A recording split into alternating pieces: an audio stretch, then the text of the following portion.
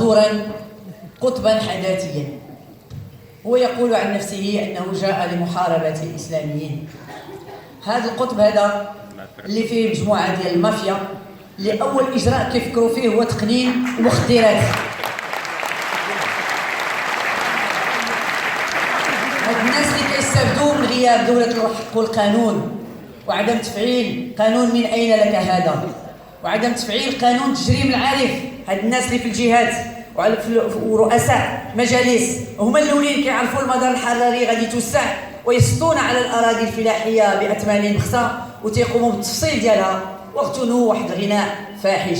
ناس اميون في القلب ديالهم، في العقل ديالهم، في الدراسه ديالهم، ما عندهم ما يقدموا لهذه البلاد. المغرب كله هما دايرين حمله بالزرود كيستبدلوا الناس. ماشي معقول هادشي. ناس اميون داروا ثروات طائله من تجاره المخدرات وتخريب الشباب ديالنا، وباغي قال لك يحكموا البلاد.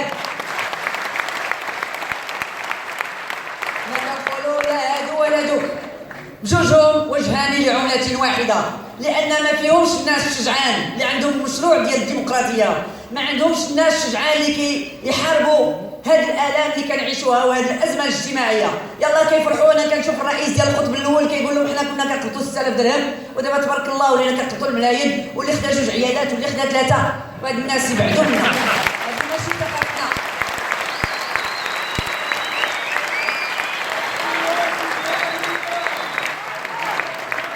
ولا الاخرين اللي بغاو يسرقوا لنا تاريخنا وكيتخبعوا كيقول لك حنا راه كنا في اليسار. ما عمرك ما كنتي في اليسار وعمرك ما غادي تكون في اليسار، لان اليسار هو مبادئ اولا وهو قيم ديال الرجال والنساء اللي رافعين راسهم.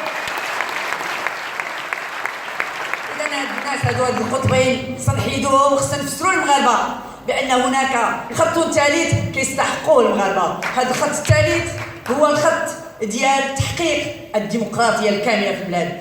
انتقل النظام ديالنا بحال الانظمه اللي كتحترم الشعوب ديالها الى ملكيات برلمانيه.